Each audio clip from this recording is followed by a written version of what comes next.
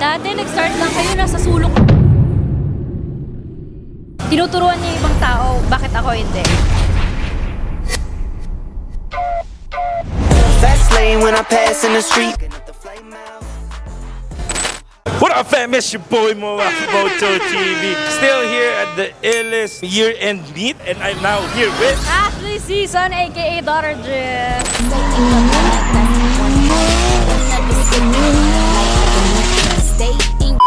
ano yung never say die attitude ng isang daughter drift na gusto mong i-share o ibahagi sa community natin? Yung father ko kasi involved siya sa motorsports ever since kahit bata pa siya. Hindi niya ako pinilit na i-try, gawin mo to ganyan kasi I do this, ganyan. Talagang mag-isa na lang siyang dumating sa akin na yung interest na I wanna do it. Tinuturuan niya yung ibang tao, bakit ako hindi? I started in college and I never stopped. What I wanna say is, kapag gusto mo yung isang bagay, hindi mo kailangan ipili. Pag gusto mo yung ginagawa mo, even I was still studying at that time, talagang gusto kong mag-practice, ginawa ko lahat ng makakaya ko. Alam mo nung time na yun, wala pa akong sariling sasakyan. Tapos, babag ko lang yung daddy ko na, Dad, turuan mo ko. Parang sa kanya, hinihintay niya lang pala ako. Na ikaw mismo Yes, yung... sa akin manggaling mismo. Nalaman ko na lang nun, nung na-open up na namin, ganyan. Even though wala pa akong kotse nun, talagang kinukulit ko siya na, kahit minsan hindi niya alam na, Dad, drive ko lang sandali tong Sylvia. Pero hindi mo alam, nandun na yung interest na, gusto kong upakan. Gusto mo nang talagang i-drive in na siya. And yes, that actually happened. So nakita niya na hindi naman talaga ganun kadami yung knowledge ko at that time. Pero ginawa ko yun na ako lang mag-isa and dun niya nakita yung interest ko. And now, very supportive siya sa akin.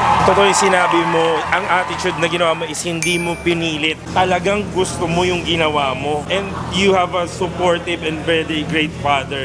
Message to the car community. I just wanna say na appreciate natin kung ano yung meron natin ngayon. Kasi maraming tao na nagdi-desire magkaroon ng ganito, ganyan, or makapunta sa mga events na ganito. So, pahalagaan natin and respect the community. And alam nyo, it's also one way to celebrate the unique builds, even from classic cars to modern cars, you know. And it's also a way of sharing your knowledge and experiences. Nakakataba ng puso yung nakikita mo yung kahit na nasa labas sila, well, kahit na hindi ko naabutan, alam ko naghihintay sila, sumisilip sila, tinitignan na nangyari. Nakikita mo yung interest, di ba? Ang ganda rin tignan na nakikitang tool, mga kotse natin, to gather one another, sharing the same passion and love, di ba? Just enjoy car life. Always respect mga events na pinupuntahan natin, respect the cars, respect the owners.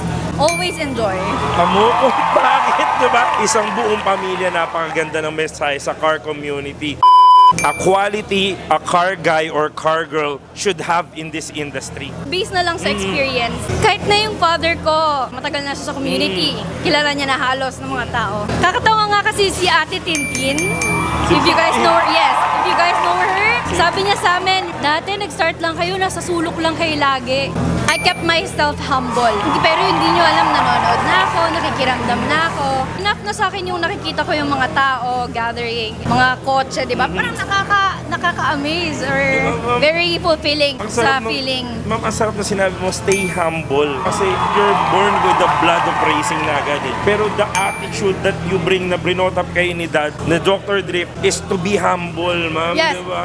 Actually, gusto ko rin i-share to na tinuron ng father ko na hanggang ngayon, pinaninindigan namin. Sabi niya, when going to events or kahit saan ka man mapunta, syempre, pag sinabi sa'yo na, drive mo to, try mo to, di ba parang, wow, gusto mong gawin. Pero sabi niya, never ever drive somebody's car. Kung alam mong hindi ka ready or hindi talaga sa'yo yun, might as well say no. Kasi hindi natin alam ano pwedeng mangyari. Although, meron ng incident na hindi ko napigilan, pero I've learned from that incident. Napakaganda nun. Grabe, sister, daughter, and Dr. Drift. You will see this message, and ma'am, thank you so much. It is our honor to share a bit. Ito, napaka-iksi pa lang ng kwento ng buhay niyo, pero napakasarap pakinggan at inspirasyon sa aming lahat. Maraming ma'am, salamat. Follow me on Instagram at AshleySeason08, Facebook, Ashley Season, or search nyo na lang Dr. Drift. Ma-appreciate ko yung mga suporta na ibibigay niya sa akin. Maraming salamat, ma'am, for representing the female in this male-dominated industry. Sa inyong magkapalit, maraming salamat, ma'am. Thank you. And again, it's your boy Moab Moto TV. Illest year-end meet with the Daughter Drift. One and only sa Pilipinas. Peace!